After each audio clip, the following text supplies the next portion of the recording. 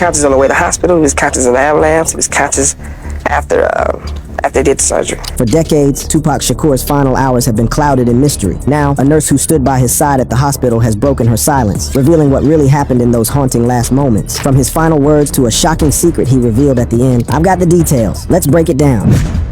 The real story of Tupac's final days. Yo, let me break this down for you real quick. September 7th, 1996 was supposed to be just another night of celebration for the realest cat to ever touch a microphone. Tupac Shakur, the 25-year-old king of the West Coast, had just witnessed Iron Mike Tyson demolish Bruce Seldon in under 2 minutes at the MGM Grand Garden Arena, and the whole Vegas Strip was buzzing with that victory energy. But see, when you're living that street life, even your moments of glory can turn deadly in the blink of an eye. Tupac Amaru Shakur was sitting pretty at ringside with Death Row Records CEO Marion Shoegay Knight, watching Tyson do what he does best, knock folks out cold. The fight was over so fast that cats in the crowd felt like they got robbed of their money. But for Pac and his crew, the night was just getting started. They had plans to roll up to Club 662, Sugar's own spot, where Tupac was scheduled to bless the stage at a charity concert later that evening. But the streets had other plans, and when the streets call, ain't nobody safe. As they were moving through the MGM Grand Lobby at 8:49 p.m. PDT, one of Sugar's soldiers, Trayvon Trey Lane, peeped Orlando Baby Lane Anderson, a young cat from the rival Southside Compton Crips. Now, this wasn't just some random run-in between strangers. There was serious beef brewing in these streets. Earlier that year, Anderson and his Crip homies had tried to jack Lane at a Foot Locker, and in the hood, that kind of disrespect don't just disappear with time. What went down next set off a chain reaction that would end up taking one of hip-hop's greatest voices from us forever. According to multiple witnesses and that security footage that caught everything, Tupac stepped to Anderson directly, asking if he was from the South, that street code for the Southside Crips. Without even waiting for an answer, Tupac straight up punched Anderson, dropped him to the floor, and then him, Suge, and the whole Death Row crew proceeded to stomp this young Crip out. Now, anybody who really knew Pac could tell you this behavior was wild out of character for him. Kendrick Wells, somebody who was tight with the rapper, later spoke on how strange this whole situation felt. In that situation, he was never the leader of violence, but that's where he was at.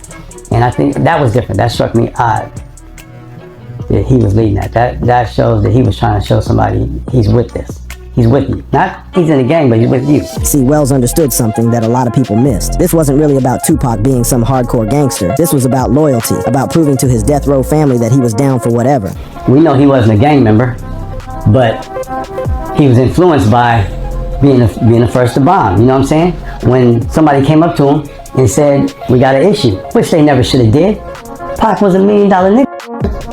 Should have never let him nowhere near that shit. But the mentality was, if your homie fighting, you fighting. Everybody knows that. The beatdown got broken up by hotel security, but the damage was already done. Orlando Anderson, bruised up and embarrassed in front of hundreds of people, got escorted away from the scene. But anybody who knows how the streets operate understood that this wasn't the end of nothing. In the world these young cats lived in, respect was everything, and getting disrespected this publicly, especially by somebody as high profile as Tupac, meant retaliation.